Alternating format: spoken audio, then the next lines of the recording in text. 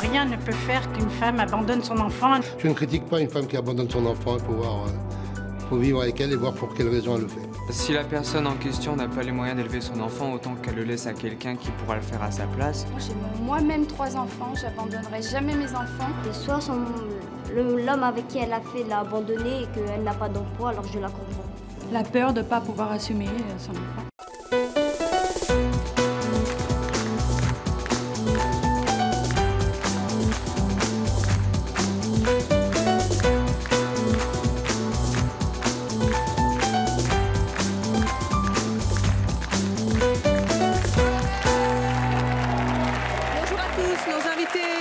Sont toutes des mamans qui ont fait un choix difficile, un choix douloureux. Elles ont en effet abandonné leur enfant à la naissance. Qu'est-ce qui pousse une femme à accoucher sous X, comme on dit? Eh bien, c'est ce que nous allons tenter de comprendre aujourd'hui. Je propose d'accueillir tout d'abord Vinciane.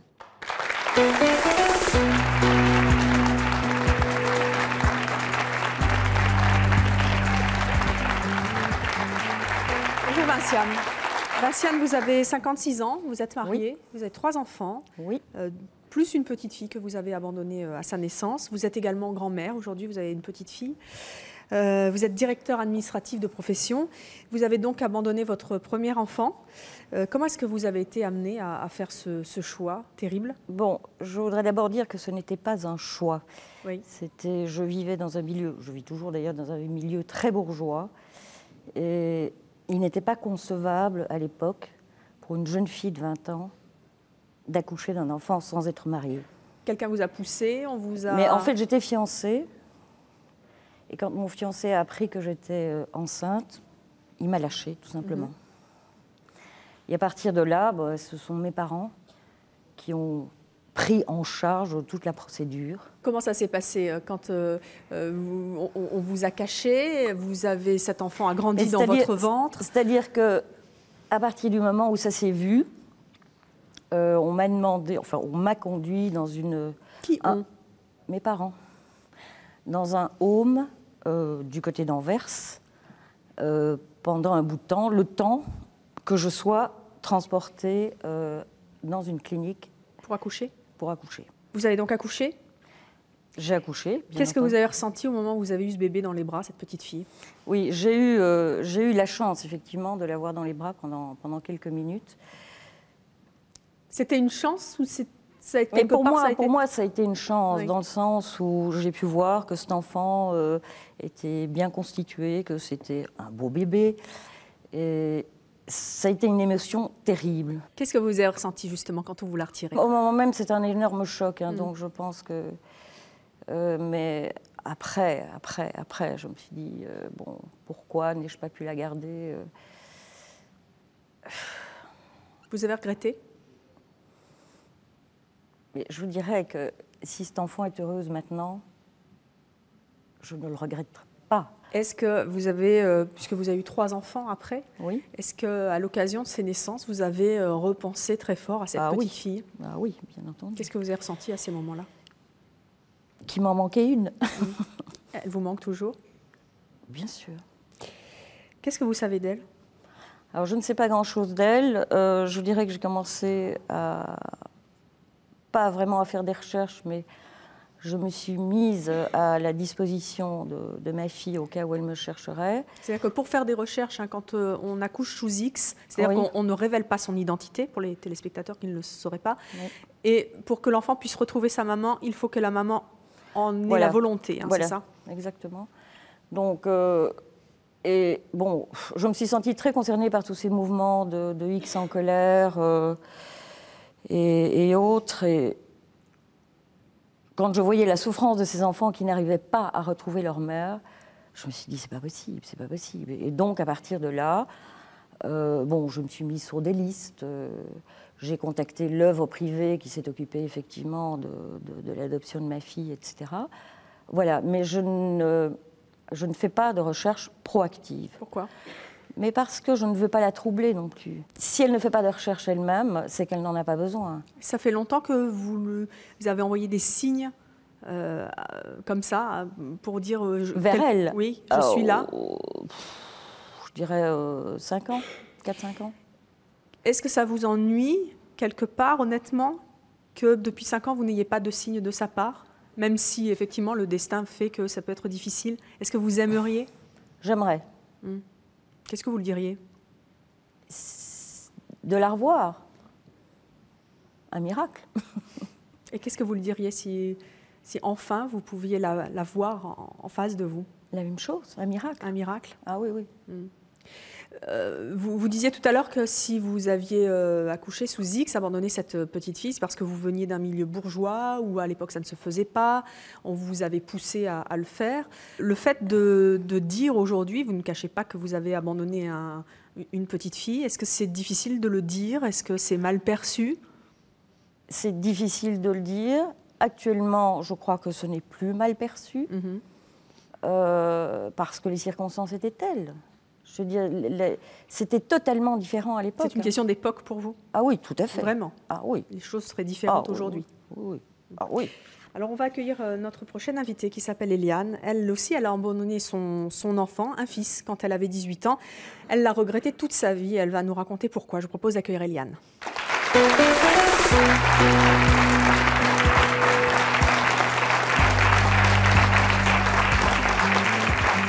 Bonjour Eliane, vous avez vous 60 ans, vous êtes mariée, vous avez un enfant et puis vous avez officiel, un officieux. Voilà, en fait vous avez 2 enfants, dont le fils que vous avez abandonné vous aussi à sa naissance.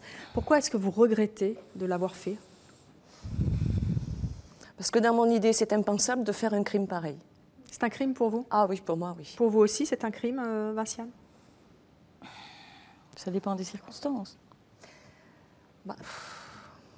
Pour moi, ça n'a pas été un crime. Oui, mais enfin, disons que notre trajet est assez parallèle. Moi, c'est pareil. Bon, c'est pas moi qui l'ai voulu, mais... Ce sont vos parents? J'ai été obligée de passer par là et c'était... Bon, c'est pas pour me trouver des excuses, mais enfin, c'était dans les années 60, puisqu'il est né, il va avoir 41 ans fin mars, le 31 mars. Et à cette époque-là, moi, j'étais pas d'un milieu bourgeois, j'étais d'un milieu paysan. Et ça ne se faisait pas, c'est tout. C'était impensable d'amener un enfant à la maison sans le père. Pourquoi c'est un crime? Pour moi, ça reste un crime parce que... Enfin, parce que je culpabilise tout le temps. J'ai 60 ans et je m'en débarrasserai jamais. Je sais que c'est peut-être incompréhensible par d'autres personnes, mais pour moi, je le ressens comme ça. Culpabiliser de quoi? D'avoir obtempéré à l'injonction de vos parents? De ne pas avoir regimbé quand c'était le moment. Parce que je n'avais pas les moyens. Vinciane, vous aussi, de temps en temps, vous culpabilisez par rapport à ça? De ne pas avoir su dire non à vos parents? Non. Non, ma crise d'adolescence vis-à-vis de mes parents est arrivée beaucoup plus tard. Mais non, j'aurais pas même imaginé faire autrement à l'époque. Quelles ont été les conséquences de cet abandon, de l'abandon de ce petit garçon sur votre vie? Oh, les conséquences, c'est un vaste programme. Pour moi, ça m'a sapé la vie aussi sûrement qu'une cartouche de dynamite. Racontez-nous comment ça s'est passé. Vous avez accouché. Pendant 9 mois, vous avez vous aussi porté ce bébé. Vous saviez que vous deviez l'abandonner à l'accouchement. Du départ. Qu'est-ce que vous avez ressenti pendant 9 mois? Qu'est-ce que j'ai ressenti? Disons que j'étais tellement bien... j'avais un tel bourrage de crâne que pour moi, c'était normal que je l'abandonne parce que je savais que je ne pouvais pas le garder. Enfin, ça paraît un peu la palissade, mais c'est ça. Donc, c'était très clair dans ma tête. Ce bébé, je le portais, je grossissais, je le cachais le jour, le soir, je me libérais. Enfin, bon... À quel moment ça n'a plus été clair et à quel moment c'est devenu... Ah, tout de suite. Tout de suite? Tout de suite. C'est-à-dire que quand il est né, on me l'a retiré tout de suite. Est-ce que vous l'avez eu comme Vinciane sur vous? Non, rien. Si, on m'a permis de l'embrasser au passage, comme ça, il était... je lui ai donné son premier baiser. C'est tout. Et donc Après, je ne l'ai plus vu, mais je l'ai entendu pleurer à travers la cloison. Pendant combien de temps? 11 jours. 11 jours. Ouais. Pendant 11 jours, vous ne l'avez pas vu et vous ne l'avez plus jamais vu? Non. Si. Quand? Il a bien fallu l'abandonner. Comment ça s'est passé? Mes parents sont venus me chercher à la clinique privée où j'étais et puis puis on l'a mené à la DAS, quoi. À l'époque, c'était la DAS. Et c'est vous qui l'avez... vous dites qu'il a bien fallu l'abandonner, donc vous avez fait un acte, un geste, vous avez donné le bébé. Oui, il fallait faire le geste symbolique. C'est-à-dire que c'est ma mère qui l'avait dans les bras en le couvrant soigneusement pour pas que je le voie. Elle était derrière la voiture. Et quand on est arrivé au bureau, la personne qui m'a fait signer le papier m'a demandé de le prendre dans les bras et de le lui donner. Pour qu'il y ait comme un passage de relais, quoi. Enfin, voilà. C'est-à-dire, voilà. Et 5 minutes après, elle m'a ramené ses affaires. C'est-à-dire, je ne peux pas vous dire comment il était habillé, je ne l'ai pas vu. Mais entouré d'une ficelle, elle m'a fait ça, elle m'a dit ça, c'est à vous. C'était quoi? C'était ses affaires.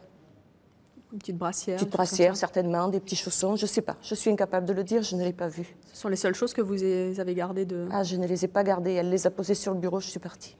Vous vous êtes sauvée? Oui. Qu'est-ce que vous avez senti quand vous avez donné le bébé? Fuir.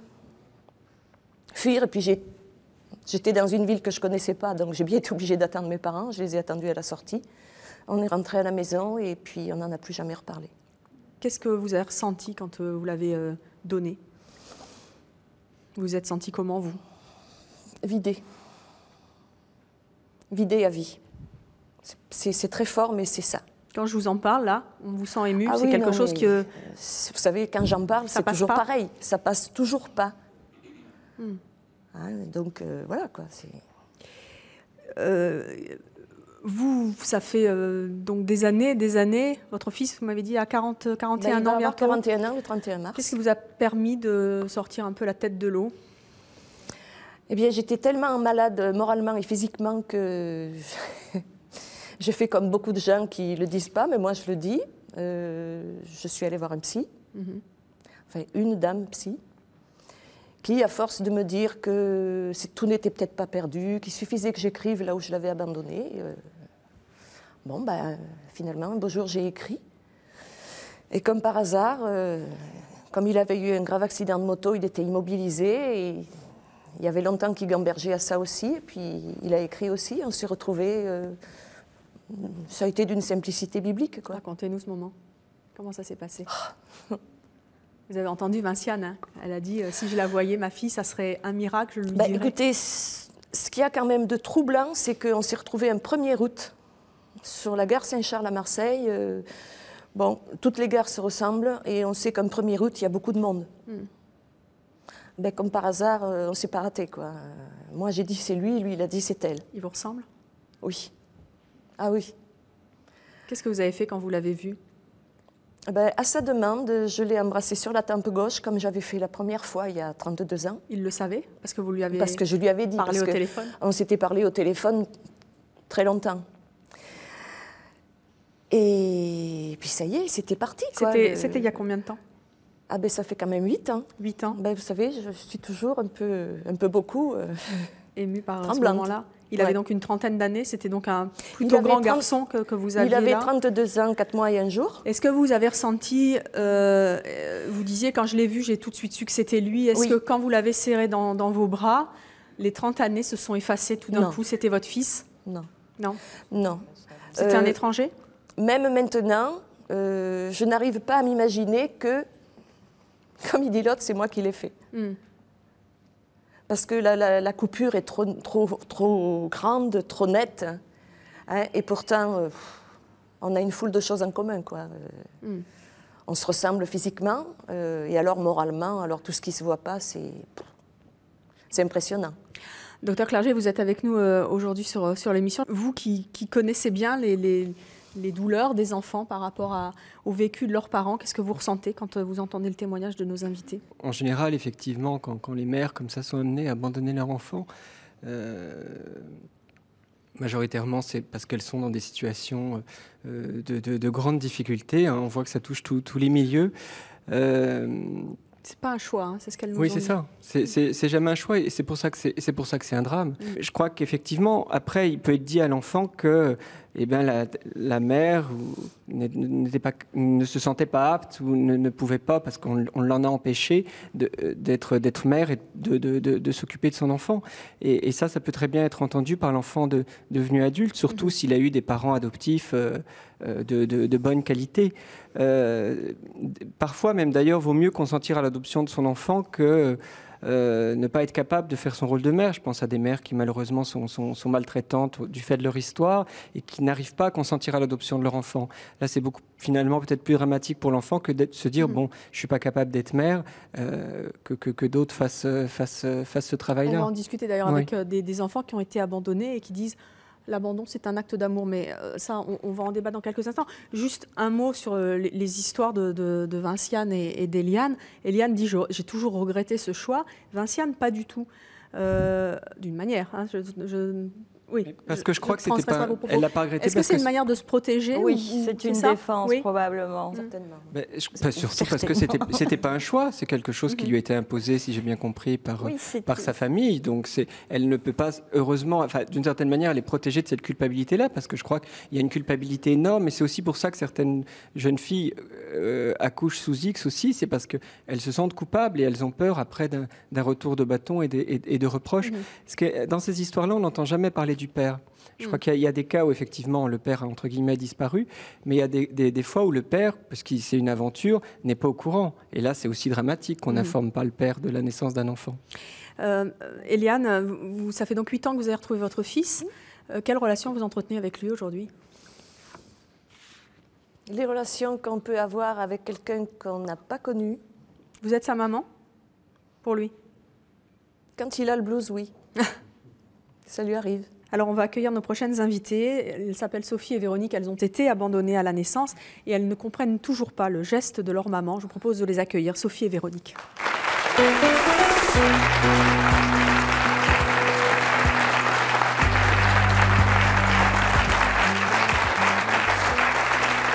Sophie, Véronique, bonjour. Sophie, vous avez 40 ans, vous êtes mariée, vous avez 3 enfants, vous êtes agent de service. Véronique, vous en avez 48, vous vivez maritalement, vous avez 3 enfants et vous êtes sophrologue. 4. 4 ? Ah oui, 4, j'ai sauté une ligne. Vous avez entendu le témoignage de Vinciane et d'Eliane, des témoignages qui sont douloureux à entendre, hein, qui sont... Quand vous entendez leurs témoignages, est-ce que vous comprenez leurs gestes, vous-même qui avez été abandonnée à la naissance? Oui, eh bien, malgré la pression qu'elles ont subie par leur famille, je pense que l'accouchement sous X reste une faute grave, une faute vraiment importante et qui a des conséquences sur la vie à la fois de la mère et de l'enfant. Et ces conséquences-là, on ne leur a peut-être pas forcément bien expliquées ni préparées. C'est-à-dire que malgré la pression, vous avez entendu, hein, Vinciane dit... Moi, j'ai du mal à regretter parce qu'on m'a forcé. Eliane, c'était pareil. La pression du milieu familial, ça, vous ne pouvez pas l'entendre. C'est un argument qui n'est pas recevable pour vous? C'est difficile. Pourquoi? C'est difficile. Parce que, étant maman, Sophie aussi, étant maman, moi, j'ai beaucoup de mal à accepter, mais je ne suis pas dans le jugement. Parce qu'elles m'ont bouleversée complètement. Bien sûr. Et je ne suis pas dans le jugement, mais par contre, le fait, moi, d'avoir porté 4 enfants, je n'imagine pas, mais un millième de seconde, de pouvoir laisser mon petit derrière moi, pression ou pas pression. Mais j'ai aucun jugement, c'est vrai, mais je ne comprends pas. Vinciane? Non, ce que je veux dire, c'est qu'il faut se replacer vraiment à l'époque, hein, qui était quand même... C'était difficile. Qui était très... Vous, Véronique, vous n'avez pas retrouvé votre maman? Moi, ça fait 10 ans que je recherche. J'ai été adoptée donc, à 9 jours, tout petit aussi. Ça m'a vraiment bouleversée parce que je suis antenne d'écoute pour une association qui s'occupe de ça. Et des témoignages, j'en ai autant des deux côtés. Et il y a vraiment des femmes moi, que j'ai eues au téléphone qui en sont malades tous les ans, même si au moment de l'anniversaire de leur petit, entre autres, même si elles n'avaient pas forcément le choix, c'est vrai. Et souvent, c'était des pressions sociales terribles. Et moi, je trouve que c'est quand même atroce d'amputer et la mère, parce qu'après, pour finir, la preuve, c'est qu'il y a plein de mamans qui cherchent et qui sont dans une douleur terrible. Quoi qu'on en pense, vous pensez qu'on peut avoir le choix? Moi, je crois qu'on a toujours le choix, sauf... La seule chose, c'est vrai, c'est toutes ces toutes petites jeunes femmes dans les milieux, par exemple, nord-africains, ou bien qui sont vraiment en danger de mort, parce que le frère, s'il sait qu'elle s'est fait avoir et qu'elle est enceinte, bon, bah, c'est leur vie. Hein. Mais les autres, d'après vous, on a le choix. Oui, Vinciane, Eliane, quand vous entendez ça, le problème du choix, est-ce que, Eliane, vous qui dites « je regrette » et pour moi c'était un crime moi, de toute façon, le choix, la question ne s'est pas posée. Mais moi non plus. Il n'y a pas eu le choix. C'était comme ça. La question ne s'est pas posée. La question d'être entourée, je ne sais pas ce que c'est. J'étais enfermée dans une chambre pendant des mois. Hein, le soir, le matin, je m'étais un corset parce que j'étais dans une maison de repos où il y avait des jeunes filles. Hein? Mais pardonnez-moi, même si on n'est pas dans votre histoire à cette époque, vous auriez pu, vous avez imaginé de vous sauver, enfin je ne sais pas, n'importe quoi. C'était envisageable ou c'était impensable? Pour moi, c'était impensable parce que c'était comme ça. C'était la mère qui commandait, tout le monde, y compris le papa et la grand-mère. Et vous aviez subi un vrai lavage de cerveau. En fait, puis c'était comme ça, c'est tout. Du jour où ils ont su que j'étais enceinte, ça a été une catastrophe. Et on m'a dit, cet enfant ne rentrera pas à la maison. Et puis, point. Sophie, vous, contrairement à Véronique, vous avez retrouvé votre maman. Oui, tout à fait. Comment est-ce que ça s'est passé? Comment est-ce qu'elle a expliqué son geste? Est-ce que vous l'avez mieux compris? Oui, je l'ai retrouvée. Elle m'a expliqué également qu'elle avait subi une énorme pression de la part donc, de ma grand-mère, de pression familiale. Mais dans le cas de ma mère, je pense aussi qu'elle n'a pas eu forcément le courage de reconnaître son acte et de voir les conséquences aussi, je dis bien, que ça a eu sur ma propre vie. Parce que je pense aussi, foncièrement en étant maman moi-même, que porter un enfant, le sentir bouger pendant 9 mois, ça peut quand même éveiller quelques sentiments, peut-être des sentiments de révolte vis-à-vis de ses parents, si elle voulait le garder, mais aussi s'expliquer sur le fait que comment peut-on accoucher, partir comme ça 3 jours après. Elle ne s'est pas expliquée? Pas trop. Ou alors elle a, je pense, donné de fausses explications qui pour moi ne tiennent pas la route. Qu'est-ce qu'elle vous a donné comme explication? Ma mère m'a dit que ça allait gâcher ma vie. Bon, elle a prétexté que c'était la faute en fait d'une autre personne et non pas d'elle-même qui a fait cet acte. Parce que le jour où elle a accouché, c'est elle-même qui l'a fait. C'est vrai qu'on parle du choix, mais il y a véritablement des jeunes filles qui, justement, vont trop mal pour être capables de choix. Il y a 1001 situations, mais il y a quand même des situations particulièrement dramatiques, et notamment des situations de naissance suite à un viol ou de naissance suite à une relation incestueuse. Et là, la question du choix est terriblement biaisée.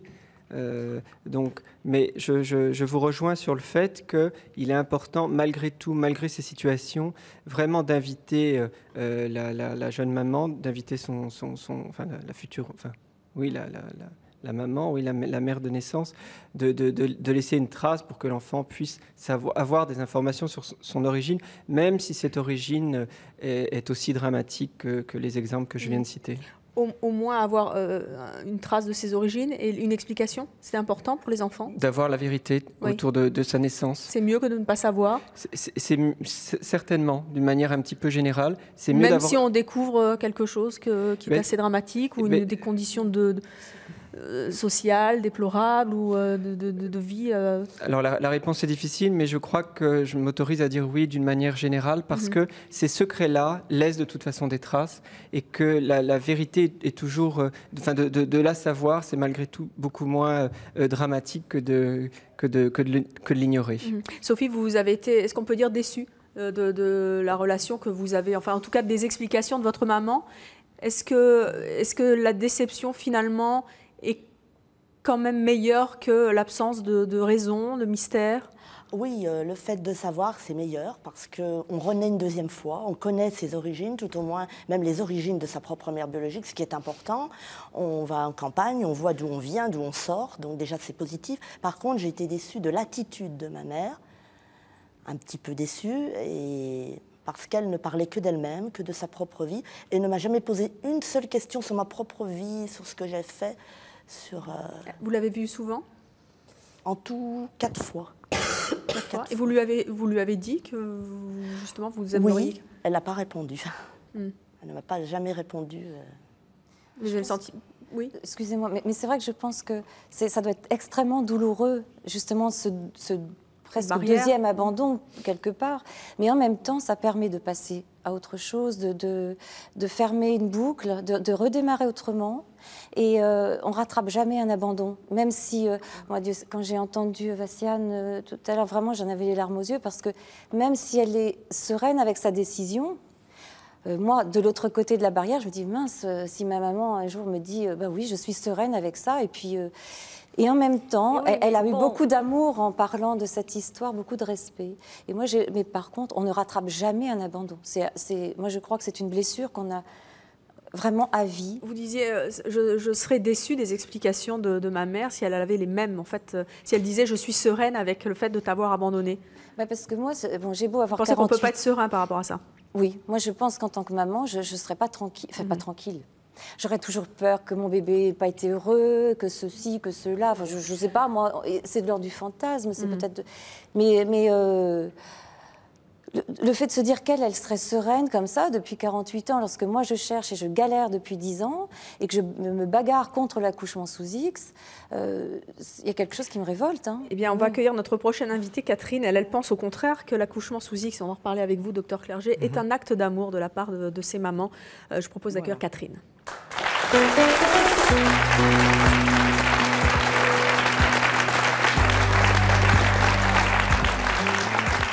Catherine, bonjour. Vous avez 32 ans, vous êtes mariée, vous avez 2 enfants, vous êtes nourrice, alors je ne sais pas si c'est un hasard. Si, c'est vrai que c'est un hasard. Enfin, non, c'est pas un hasard. Ça n'est justement pas un. J'aime beaucoup les enfants. Et, parce que vous avez été abandonnée. Voilà. Vous dites quelque chose qui a fait hocher de la tête Eliane. Elle va nous dire pourquoi. Vous dites que c'est un acte d'amour d'abandonner. Qu'est-ce que vous pensez du choix de votre maman? Je ne porte pas vraiment de jugement sur ce qu'elle a fait. Et pour moi, oui, c'est un acte d'amour parce que je pense que déjà, c'est un déchirement pour elle d'avoir laissé son enfant. Parce que moi, je fais la différence. Abandonner, pour moi, c'est un mot trop fort. Donc, moi, je préfère dire laisser.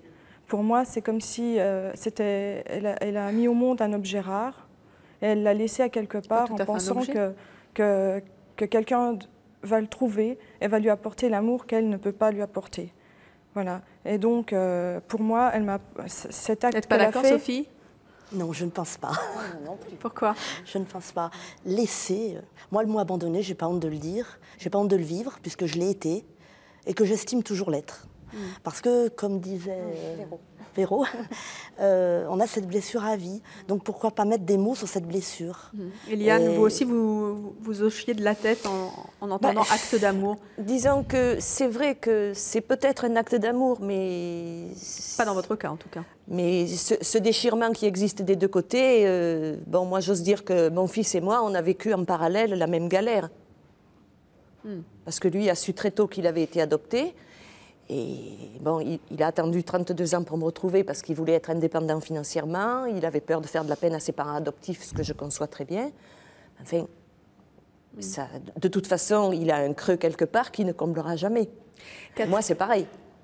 Catherine, est-ce que vous ne vous dites pas quelquefois que vous vous réfugiez derrière cette explication? Si, voilà oui. C'est ça aussi. C'est parce que je préfère penser qu'elle m'a aimée et que... plutôt que de me faire de la peine dans des moments de cafard ou des choses comme ça, et le vivre bien, parce que justement de penser ça, en ne sachant pas exactement les vraies causes qui ont poussé ma mère à faire cet acte, donc je préfère penser que c'était de l'amour et le vivre bien. Voilà. Vous la recherchez depuis 6 ans? Non, je ne la recherche pas vraiment. J'aimerais plus retrouver ma sœur aînée, parce qu'apparemment j'aurais une sœur aînée qui... Pas votre maman? Non. Pourquoi? Ben justement, peur d'être déçue, éventuellement. Je préfère rester dans mon opinion, penser dans votre ce que belle je pense, histoire, dans ma belle histoire. Et puis, de toute façon, c'est vrai que moi, j'ai vécu une enfance heureuse avec mes parents adoptifs qui ont été vraiment extraordinaires avec moi. Ils m'ont tout de suite dit la vérité. Donc là-dessus, je ne me suis pas posé de questions. J'étais leur fille et point. Voilà. Docteur Clerget, est-ce que c'est mieux pour les enfants de se faire, comme beaucoup d'enfants, un petit film dans la tête, un joli film finalement, plutôt que d'être un peu déçus par la réalité? En tout cas, effectivement, on observe ça, c'est nécessaire. On se crée une mère idéale, un père idéal. C'est bien ou c'est pas bien? C'est indispensable pour son équilibre personnel. Donc c'est bien que l'enfant se construise ça parce qu'il a ses parents, dans le meilleur des cas, des parents adoptifs de bonne qualité. Mais malgré ça, il s'imagine une mère idéale. Et finalement, il va se modeler sur cette mère idéale ou sur ce père idéal en disant ça devient un modèle supérieur, en tout cas à ses parents adoptifs. Mais je vais vous dire, ces parents idéaux, on les a tous. Et même quand on vit avec ses propres parents, il y a vers 5-6 ans, on se fait un petit peu un roman familial et on s'imagine avoir des parents extraordinaires. Et ça, c'est positif, ça nous permet d'avoir un idéal, justement. Donc ça, est-ce que je peux réagir à ce que vous dites? Parce que moi, ça... Oui. Quand vous dites des parents de bonne qualité, vous ne pouvez pas savoir ce que vous faites mal. Parce que dans les œuvres privées, on nous ciblait en disant elle vient d'un milieu de bonne qualité et on cherche une bonne famille. Mais que ce soit une maman biologique ou une maman adoptive, mais on n'est pas de bonne qualité, on est maman, c'est tout, ou papa, enfin bon. Et les parents adoptifs, on a tous, ou les parents, en effet, on a une image idéalisée. Mais inversement, je crois qu'aussi que les parents adoptifs ont une image complètement idéalisée de l'enfant qui arrive chez eux. Et ils portent tous leurs espoirs, enfin je ne sais pas, mais c'est comme, il n'y a pas de différence. Il y a des parents adoptifs, il y a des parents tout court qui ont plus ou moins une qualité de parents. Je veux dire, donc quand on a des bons parents, si vous préférez ce terme, des bons parents adoptifs et qui nous permettent de bien grandir et d'être bien dans sa peau, c'est quand même une chance. Mais on sait pas à l'avance la qualité de ses parents. Alors effectivement, on parle de la blessure. Moi, je crois qu'il y a vraiment un débat à avoir aussi sous l'accouchement sous X, parce que la blessure d'être abandonné, il y a cette blessure-là, mais c'est aussi la blessure surtout de ne pas connaître ses origines. Ça, c'est encore autre chose. Effectivement, quand on retrouve ses parents de naissance, sa mère de naissance, assez souvent on est déçu parce qu'évidemment, elle ne correspond pas à la mère idéale qu'on avait. Mais je crois que c'est pas parce qu'on est déçu que ça vaut pas le coup d'avoir la possibilité de la rencontrer en sachant que de changer la fin du film, ou en tout cas le cours du film. Et de savoir effectivement qu'on est bien né d'un homme et d'une femme. Eliane et Vinciane, vous avez eu peur de... Vinciane, vous ne connaissez pas votre fille, mais est-ce que si vous la rencontriez, et vous qui avez rencontré votre fils, Eliane, vous avez eu peur de décevoir? Oui, énormément. C'est normal. Et je vous dirais, ce que Catherine se fait comme cinéma à propos de sa maman idéale, moi je me fais un peu le même cinéma avec pour ma fille. fille, c'est clair. Vous avez peur d'être déçue, vous aussi? Déçue, non. Non, déçue... non, je vous ai dit tout à l'heure, ce serait un miracle. Mais j'ai quand même un peu peur, oui. Alors on va poursuivre avec Marie-Christine. Notre prochaine invitée a été, elle aussi, abandonnée à la naissance. Et malgré elle, elle a reproduit le schéma et a abandonné à son tour son enfant. Elle va nous expliquer comment elle a pu faire ce geste. Je vous propose d'accueillir Marie-Christine.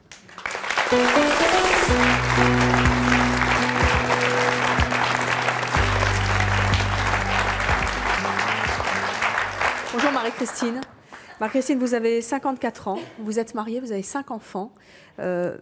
Et un autre enfant que vous avez également abandonné. Ça va? Ce sont les témoignages de nos invités qui vous ont troublé? Oui, c'est dur de parler devant un plateau. Pourtant, c'est votre choix aujourd'hui. Si vous l'avez fait, c'est que peut-être ça vous soulage? Oui, ça me soulage, mais c'est difficile parce qu'on m'a obligée à faire une chose que jamais j'aurais eu idée de le faire. Il faut dire que c'était un milieu du palier, milieu grenoblois, milieu très strict, très bourgeois. Et quand je leur ai annoncé que j'attendais un enfant, ma mère m'a dit de partir, de prendre ma valise et de partir. Elle ne voulait pas d'une fille-mère chez elle. Alors même qu'elle vous avait adopté? Comment? Alors qu'elle vous avait adopté? Alors qu'elle m'avait adopté, elle ne pouvait pas avoir d'enfant. Et je recherche à la fois ma mère et ma fille. Mais hélas, c'est très difficile de pouvoir avoir des renseignements. Qu'est-ce qu'on ressent, Marie-Christine, quand on a été soi-même abandonné et qu'on a aussi abandonné son enfant? Beaucoup de remords. Je regrette d'avoir fait ce geste par... Vous regrettez d'avoir écouté votre mère? Je regrette d'avoir abandonné cet enfant, oui. Ma mère, j'étais donc... on m'a envoyée à l'étranger. Quel âge vous aviez? J'avais 24 ans à l'époque, mais c'était le sujet tabou, il fallait rien dire. Donc je suis partie un beau matin avec ma valise, c'est le cas de le dire. J'ai trouvé du travail du côté d'Annemasse. J'étais à ce moment-là logée en Suisse. J'ai attendu 8 mois et demi et ensuite je suis venue sur Antony dans une clinique privée. Et le 8 juin 1973, j'ai mis au monde une petite fille que j'avais surnommée Virginie Christine. Et pour être sûre que je l'abandonne bien, ma mère a fait exprès le voyage de Grenoble pour que je signe bien au NID Paris, l'association d'œuvres privées, l'abandon de la petite fille. Qu'est-ce que vous avez ressenti quand vous l'avez... Est-ce que, comme Eliane, vous l'avez physiquement abandonnée? Il a fallu faire aussi ce geste? Non, j'ai pas dû faire ce geste. On m'a pas fait voir le bébé le jour de l'abandon. J'ai levé le secret il y a 1 an et demi à peu près au NID Paris.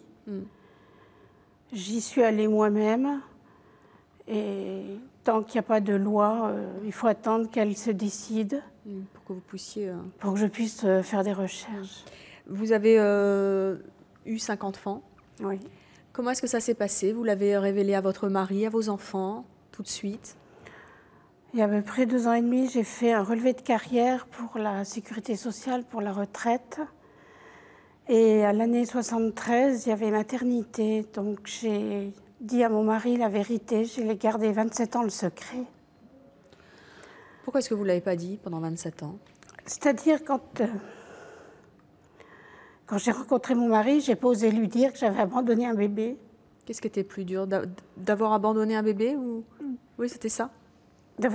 Oui, et surtout, ne connaissant pas ma mère, je voulais pas qu'il me juge.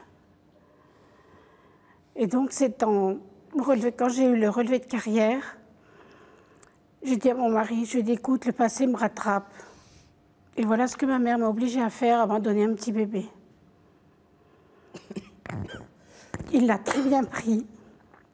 Et maintenant, il m'aide dans mes recherches, justement, pour essayer de la retrouver. Qu'est-ce qui est plus important pour vous, si tant est que ça puisse être important? Retrouver votre maman ou retrouver ce petit bébé qui n'en est plus un? Je voudrais d'abord retrouver ma fille, je voudrais retrouver Virginie. Et retrouver aussi ma mère, parce que je me dis, bon, elle n'est peut-être pas quand même si âgée. Moi, j'ai cru toujours que j'étais née sur Grenoble. Et à ma première carte d'identité, quand j'ai vu 12 ans, on m'a dit non, tu n'es pas née à Grenoble, tu es née à Ardricourt, dans une clinique privée encore. Et la personne donc, qui m'a laissée dans cette clinique, c'était le 18 mars 1949, sous le nom de Agnès Marie-Dominique. Donc je fais presque un appel, si jamais elle était vivante et qu'elle entende cette émission, je serais contente de la retrouver. Qu'est-ce que vous le diriez? Je serais très heureuse, je ne lui en veux pas du tout. Elle l'a fait peut-être pour me protéger, mais c'est sûr que j'aimerais pour pouvoir me reconstruire, retrouver à la fois ma fille et ma mère. Qu'est-ce que vous diriez à votre fille? D'abord, elle serait accueillie par mes 5 autres enfants qui l'attendent. Je serais contente de la connaître, de lui raconter ma vie, de lui raconter exactement ma vie en question et les problèmes que j'ai rencontrés. Docteur Clerget, je suppose qu'il n'y a pas de statistiques, mais est-ce que c'est courant, entre guillemets, de reproduire le schéma qu'on a subi? Ça arrive d'autant plus qu'on ne nous a pas dit les choses et qu'on ne nous a pas expliqué, par exemple, qu'on a été adopté. Parce qu'il y a des enfants, des fois, je ne sais pas si ça a été votre cas, mais il y a des enfants, des fois, qui arrivent à 10 ans, qui ignorent leur statut d'adopté. Donc, ça arrive effectivement quand les choses n'ont pas été bien claires. Et entre guillemets, quand ça arrive, c'est des fois un moyen inconsciemment de retrouver peut-être sa mère. C'est-à-dire de se replacer dans la même situation de sa mère, peut-être pour mieux la comprendre. Donc ça c'est des situations effectivement qui arrivent. Ça a été votre cas? Est-ce que vous saviez si vous étiez adopté ou pas? J'ai su que j'étais adoptée à 12 ans quand j'ai eu ma première carte d'identité. Le problème il est là aussi, c'est-à-dire que c'est pas normal qu'on vous ait pas dit vos véritables origines. Et je peux pas les savoir. À l'époque on ne disait pas non plus. De toute façon, personne ne sait. Les parents adoptifs surtout pas. Oui. Parce que ça c'est un gros tabou. Enfin c'était. Maintenant je sais pas. Marc-Christine, vous avez vécu pendant 27 ans avec ce lourd secret à porter, le secret de vos origines et de votre fille que vous avez abandonnée. Est-ce que ça a été lourd à porter, ce secret? Est-ce que vous avez vécu sereinement, comme disait Vinciane, si tant est qu'on puisse vivre sereinement avec cela, ou est-ce que c'était chaque jour une terrible souffrance de devoir se taire? C'était très lourd à porter parce que, si vous voulez, au fond de moi, je regrette toujours je regrette ce geste. Ce serait maintenant, je ne le ferai jamais. Maintenant, il y a des aides, il y a des possibilités. Quand vous entendez, Véronique et Sophie, le témoignage de Marie-Christine, est-ce que vous qui ne comprenez déjà pas qu'on ait pu abandonner son enfant, vous comprenez qu'elle ait reproduit ce schéma-là? Contre ma volonté. Bien sûr, j'entends bien. De toute façon, on n'a pas de jugement à porter sur qui que ce soit ou de, non, mais personne ne porte de jugement sur ce plateau. Mais je veux dire, parce qu'il y a des gens qui tenter de comprendre. Il y a beaucoup de gens qui, où c'est blanc ou c'est noir, et ce ne sont pas des histoires qui sont blanches ou noires, c'est évident. Moi, ça me rend malade, parce que pour finir, Marie-Christine est malheureuse. Enfin, bon. Mais c'est effrayant, parce que j'espère que les gens comprennent qu'on se sent coupable d'avoir été abandonné. Et c'est un truc qui, après, oui. on passe quelques années C'est parce que je le méritais bien, c'est ça?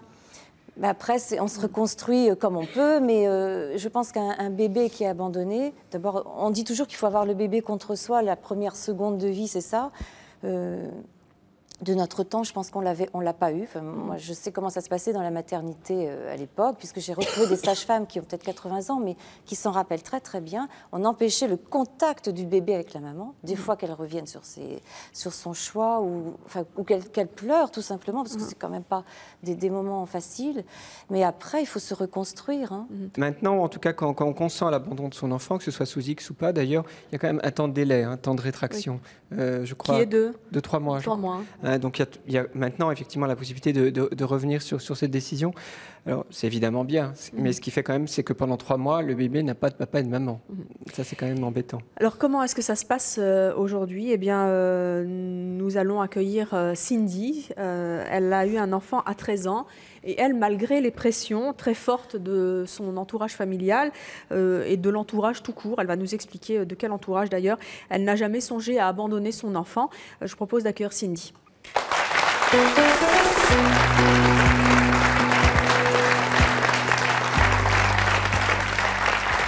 Cindy, bonjour. Naturellement, aujourd'hui, vous allez nous raconter votre expérience, qui ne veut pas dire qu'aujourd'hui, toutes les jeunes filles n'abandonnent jamais leur enfant, mais c'est en tout cas ce qui vous est arrivé à vous. Oui. Vous avez 23 ans, vous êtes mariée, vous avez donc petit garçon, petite fille? Un petit garçon, Un petit garçon de 9 ans. Vous aviez 13 ans quand vous êtes tombée enceinte. Oui, c'est ça. Qu'est-ce qui s'est passé au moment où vous avez découvert que vous attendiez un bébé? En fait, j'ai découvert ma grossesse à 6 mois. Donc, j'avais le choix soit d'aller avorter en Angleterre ou de l'abandonner. Donc, l'avortement était hors de question et l'abandon aussi. Pourquoi? Parce que pour moi, c'est inconcevable. Déjà, ce n'était pas dans l'esprit de ma famille. C'était à jamais arrivé. Et puis... Pourtant, vous avez subi des pressions. Oui. Lesquelles? Dans le premier temps, c'est mon médecin de famille qui en a parlé à ma mère en disant que ce serait plus facile pour moi. Parce qu'à 13 ans, avoir un enfant, c'était pas tellement l'idéal. Et puis ensuite, au moment de l'accouchement, on est venu me voir dans la chambre, 3 assistantes sociales, pour me dire qu'il était encore temps de faire les papiers, de l'abandonner. Donc j'ai toujours refusé. Ça vous a surprise qu'on vienne comme ça, des assistantes sociales viennent vous dire vous pouvez abandonner votre enfant? Bah oui, ça m'a surprise parce que moi j'ai toujours été claire dans mes propos. Pour moi, il était hors de question. Je voulais garder cet enfant malgré mes 13 ans. Je savais que j'allais être capable de l'assumer. Et puis, voilà, après, ça s'est passé. Une fois que j'ai été claire, ils ont abandonné, quoi. Ça vous a jamais traversé l'esprit de justement abandonner ce bébé? Non, jamais, non. Jamais? Non, du tout. Pourtant, l'éventualité se présentait à vous? Oui, tout à fait, mais j'aurais eu un manque. Hein. Aujourd'hui, je suis très contente d'avoir mon fils. Alors, il y a eu votre médecin de famille, il y a eu les assistantes sociales à l'hôpital. Je crois que vous avez vu des psychologues aussi qui vous ont dit qu'il valait mieux abandonner cet enfant? Non, je n'ai pas vu de psychologue, mais c'est vrai que la pression était très forte à la maternité. Parce que il me disait toujours que je ne serais pas capable, que j'avais que 13 ans, j'avais mon avenir, mes études, et que je pourrais faire des heureux en abandonnant mon enfant, quoi. Le docteur, je vous entends sourire. Oui, l'expression faire des heureux, c'est incroyable qu'on ait pu vous dire ça. C'est assez faramineux d'entendre le témoignage de Cindy, qui est différent de vous parce qu'elle n'a pas subi la pression familiale, hein, donc c'est autre chose. Non, mais il y a des pressions comme ça, des médecins de famille, des assistantes sociales pour abandonner les enfants.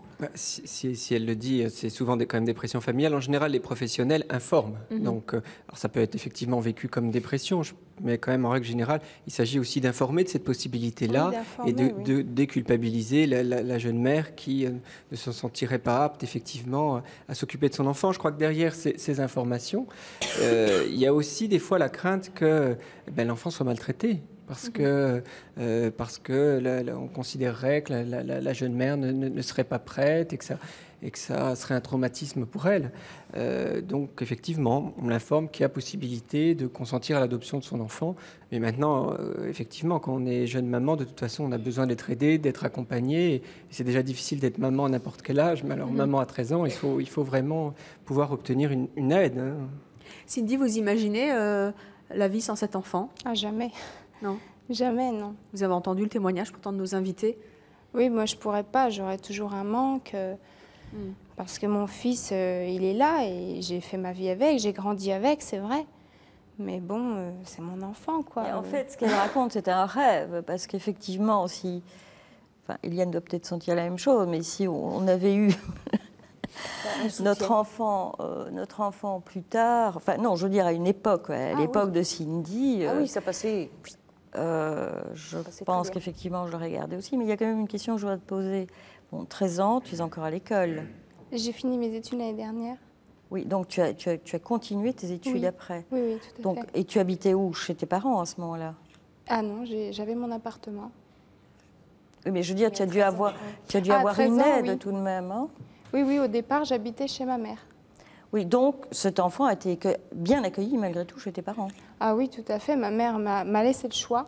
Oui. Elle me l'a clairement dit. Elle m'a dit, tu as la possibilité de l'abandonner ou de te faire avorter. Je te laisse entièrement libre de ton choix. Mais si jamais tu as besoin, je serai là pour t'aider, quoi. Et si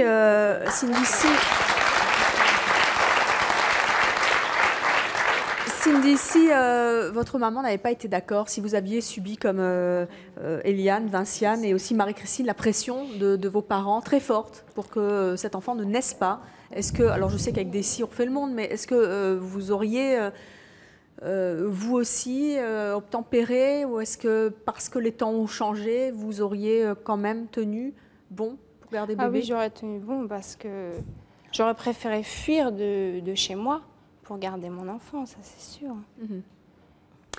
Véronique, vous n'avez donc pas retrouvé votre maman. Quel message vous avez envie de lui envoyer, là, aujourd'hui? Ça, c'est difficile comme question, parce que je voudrais lui dire qu'elle m'a manqué depuis toujours. Parce que c'est vrai qu'il y a des adoptions qui sont belles, il y a des adoptions qui sont loupées. Je ne juge pas mes parents adoptifs, mais ça a été une adoption qui a été loupée, mais de A jusqu'à Z.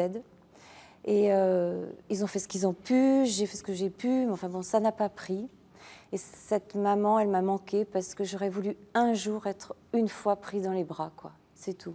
Et j'aimerais bien, si un jour je la retrouvais, et c'est pas lui demander pourquoi quelque part, c'est seulement la voir. Je sais bien que ça peut paraître stupide pour beaucoup de gens, mais c'est qu'elle me regarde une fois comme jamais j'ai été regardée par une maman. Enfin, qu'on soit un vilain petit canard ou un petit cygne tout blanc, c'est tout d'un coup être le plus beau petit cygne ou le plus beau petit vilain canard, et dans les yeux de cette femme, oui, une fois.